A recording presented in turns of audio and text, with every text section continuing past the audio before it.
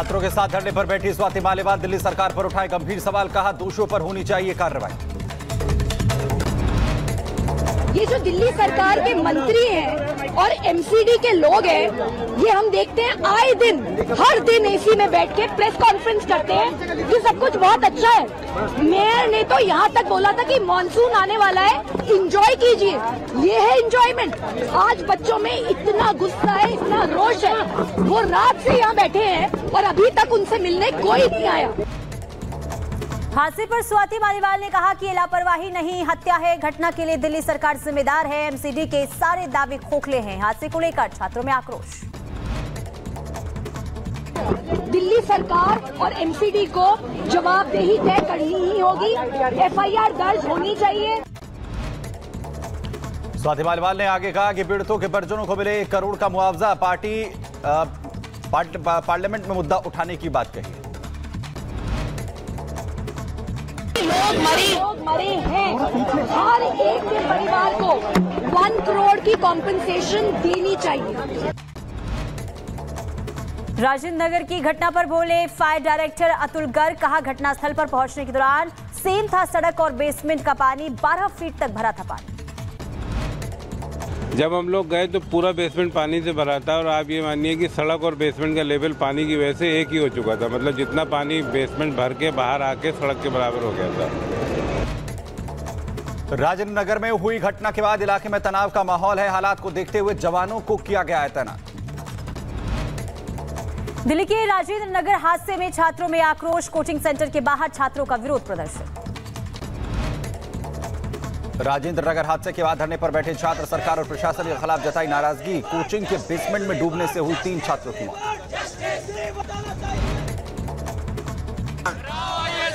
बच्चों का हत्या रखो, हमारी पुलिस हमारी।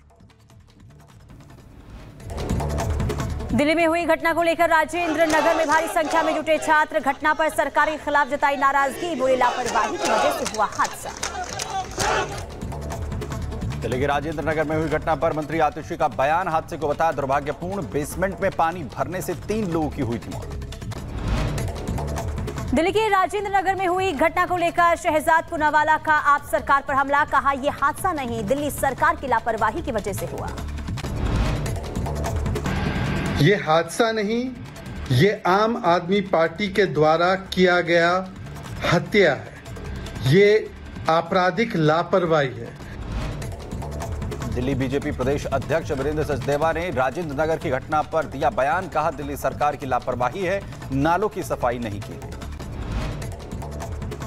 दिल्ली सरकार की लगातार हम कह रहे हैं कि नालों की सफाई करनी चाहिए, नालों की सफाई नहीं की गई। यहाँ के स्थानीय विधायक को पिछले 15 दिन से यहाँ की जनता बार बार कह रही थी कि यहाँ की नालों की सफाई भर दीजिए। आधे घंटे की बारिश में 3-3 फुट पानी जमा हो रहा है और 12 फुट की बेसमेंट है। ओवरफ्लो हुआ, नाला ओवरफ्लो, सारा पानी अंदर घुस गया, बच्चे अंदर दबके रह गए। दिल्ली की मेयर शैली ओबरॉय ने हादसे को लेकर कहा जो भी जिम्मेदार होगा तुरंत कार्रवाई होगी। इस दुखद घटना पर राजनीति नहीं होनी चाहिए। कोचिंग हादसे को लेकर बीजेपी सांसद बांसुरी स्वराज ने केजरीवाल सरकार पर बोला हमला। पिछले 10 सालों से सत्ता भोग रहे हैं, अगर नालों की सफाई कराई होती तो बच्चों की जान नहीं जाती। दिल्ली में बीजेपी की बड़ी बैठक जारी। पीएम मोदी बीजेपी शासित राज्यों के मुख्यमंत्री और उप मुख्यमंत्रियों के साथ कर रहे हैं बैठक। मीटिंग में शाह और नड्डा भी मौजूद। तो दिल्ली में हो रही बीजेपी की बैठक के लिए पहुंचे कई बड़े नेता। सीएम योगी, राजनाथ सिंह, ब्रजेश पाठक समेत कई बड़े दिग्गज आज बैठक में मौजूद। दिल्ली में बीजेपी की बैठक के दौरान हुआ फोटो सेशन। पीएम मोदी ने पार्टी के दिग्गज नेताओं के साथ खिंचवाई फोटो। राजस्थान, झारखंड समेत 9 राज्यों के राज्यपालों की नियुक्ति। संतोष गंगवार को मिली झारखंड की जिम्मेदारी, तो वहीं राधाकृष्णन को महाराष्ट्र और गुलाब चंद कटारिया होंगे पंजाब के राज्यपाल।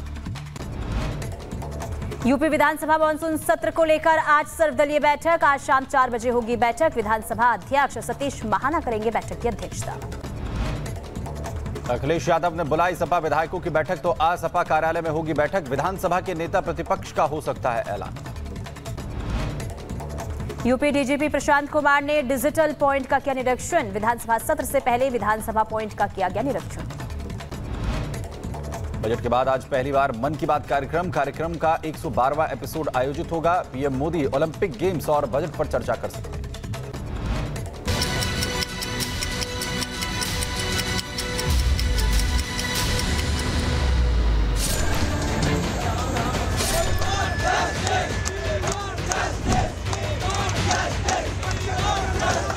यहाँ पे हर गली में लाइब्रेरी है, जिसमें हाई कोर्ट का आदेश का कोई भी पालन नहीं हो रहा है कि अगर आप लाइब्रेरी अंडरग्राउंड बना रहे हैं तो एक एंट्री एक एग्जिट होनी चाहिए। ये जो मौतें हुई हैं, 3 मौतें, इसके 3 जिम्मेदार हैं। एक तो एमसीडी जिम्मेदार है, एक दिल्ली सरकार और एक जो ऑनर है। इन तीनों पे सख्त से सख्त कार्रवाई होनी चाहिए।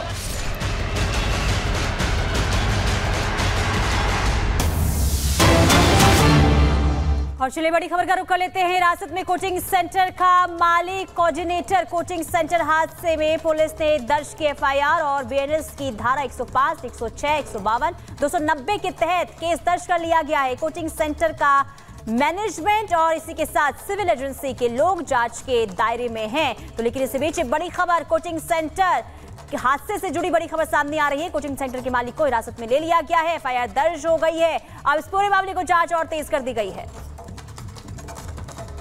वहाँ पे सर्च एंड रेस्क्यू ऑपरेशन के बाद 3 डेड बॉडीज वो बेसमेंट से रिकवर हुए थे। उनकी पहचान कर ली गई है और उनके परिवारजनों को सूचना दे दी गई है। इस मामले में हमने एक एफआईआर भी रजिस्टर कर लिया है, जो एफआईआर राजेंद्र नगर थाने में दर्ज किया गया है। और अभी हमने 2 व्यक्तियों को इसमें डिटेन भी किया है, जो कि उस कोचिंग सेंटर के ओनर और कोऑर्डिनेटर हैं। इसमें जो भी इन्वेस्टिगेशन में इसके लिए दोषी पाए जाएंगे, उन पर सख्त से सख्त कार्रवाई की जाएगी और हम इंश्योर करेंगे कि हम एक प्रोफेशनल और मेटिकुलस इन्वेस्टिगेशन करेंगे। तो देखिए, मौके से पल पल का अपडेट आप तक पहुंचा रहे हैं हमारे सहयोगी ग्राउंड जीरो पर भी मौजूद हैं। जतिन ने जायजा लिया, बातचीत भी करने की स्टूडेंट से कोशिश की है। उनका गुस्सा फूटता साफ तौर पर दिखाई दे रहा है, नाराजगी व्यक्त कर रहे हैं और कह रहे हैं कि कड़ी से कड़ी कार्रवाई होनी चाहिए, उसके बाद ही वो अपना प्रोटेस्ट खत्म करेंगे। देखिए, नगर में इस वक्त हम मौजूद हैं। यूपीएससी का हब इसको बोला जाता है, लेकिन एक इंस्टीट्यूट में हादसा हुआ, बेसमेंट में लाइब्रेरी बनाई गई, 3 बच्चों की मौत हो गई, पानी उस बेसमेंट में भरा। लेकिन इस पूरे राजेंद्र नगर की बात करें तो तकरीबन सैकड़ों ऐसी लाइब्रेरी हैं जो कि अलग अलग बेसमेंट में चल रही हैं। ये तस्वीरें आप देखेंगे, तमाम आपको यूपीएससी एस्पिरेंट्स के जो हब है वो यहाँ पर नजर आ जाएगा। इंस्टीट्यूट यहाँ पर है। जब हम यहाँ पहुंचे और जांचने की कोशिश की, बच्चों से बात करने की कोशिश की कि किस तरीके से लाइब्रेरी का कल्चर बेसमेंट में इस पूरे राजेंद्र नगर में चल रहा है, तो कुछ स्टूडेंट्स हमें मिले, उनसे हम बात करेंगे। कितनी लाइब्रेरी होंगी इस राजेंद्र नगर में जो बेसमेंट में चल रही है? इस गोल चक्कर पे कम से कम 50 लाइब्रेरी हैं। गोल चक्कर है ओल्ड राजेंद्र नगर का, सब जानते हैं। 50 लाइब्रेरी हैं। किसी की भी फीस 2500 से कम नहीं है। 2500 रुपए 24 आवर 1 महीने के हैं यहाँ पर। मोस्टली सारी आप वो पीछे कोचिंग सेंटर देख रहे हो, उसकी एंट्री देख लो आप। ऊपर तक कोचिंग है, इतनी सी एंट्री होती है इनमें।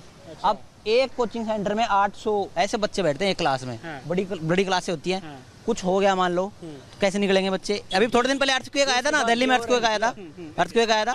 800 बच्चे बैठे थे हमारी क्लास में। भागे, निकलने की जगह नहीं मिली। हम तो कोने में फंसे रह गए।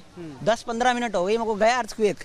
या तो मर जाएंगे, यहीं फंसे रहेंगे। बाहर से जितना खूबसूरत दिखता है, अंदर से एक जेल के बराबर। ये एक एंट्री है, इतनी सी एंट्री है, आप देख लो, ये दिख रही है आपको। इसमें से निकलेंगे 800 बच्चे और 4 फ्लोर हैं सब में, यहीं से निकलेंगे और कोई एंट्री नहीं है। क्या पूरे राजेंद्र नगर में ये लाइब्रेरी कल्चर है? ज्यादातर लाइब्रेरी इसी तरीके से बेसमेंट में है? सब ऐसी बेसमेंट में, क्योंकि सस्ता पड़ता है इन लोगों को। और दूसरा काम ये क्या करते हैं, जो बड़ी कोचिंग माफिया हैं, ओपन एरिया में ऑफिस बना देंगे और गलियों में जाके बनाएंगे क्लासरूम्स। वहाँ पे एक सीढ़ियाँ होती है 4th फ्लोर 5th फ्लोर पे, और वही रास्ता है, वही निकलने का। और ये लाइब्रेरी की बात नहीं है, पीजीओ का यही हाल है। पीजीओ में ऊपर छत के ऊपर 3 शेड से पार्टीशन बनाए रखे हैं। यदि किसी दिन बिजली गिरी तो बंदा अंदर के अंदर मर जाएगा। ये हाल है इन लोगों का। तो ये स्टूडेंट्स है बता रहे हैं, और जिस कोचिंग इंस्टीट्यूट की वो बात कर रहे हैं, दरअसल वो ये इंस्टीट्यूट है। तस्वीरें हम आपको नज़दीक से दिखाने की कोशिश करेंगे। बता रहे हैं कि आप देखेंगे बाहर से आपको कांच के शीशे और तमाम एसी, एयर कंडीशन सब नज़र आएगा, लेकिन इंस्टीट्यूट पे जाने का रास्ता आप ये देख लीजिए कि यही एक संकरी सा जो रास्ता है वो इंस्टीट्यूट के अंदर जाने का है। और उसके बाद आप देखेंगे कि क्रैक ग्रेड जो बी, आरबीआई ग्रेड बी, इस तरीके के कोचिंग क्लासेस यहाँ पर चलते हैं। मेरे विजय अगर थोड़ा अंदर आएंगे तो आप तस्वीरों में भी देख पाएंगे। बेहद संकरा ये रास्ता, आप इसको इस तरीके से अंदाज़ा लगा लिए कि 2 बच्चे भी यहाँ से निकल पाना बेहद मुश्किल। और बेसमेंट को लेकर जो कल्चर इन दिनों चल रहा है वो बेसमेंट कुछ इस तरीके से है। हालांकि इस हादसे के बाद तमाम जो बेसमेंट है वो बंद कर दिए गए हैं। यही रास्ता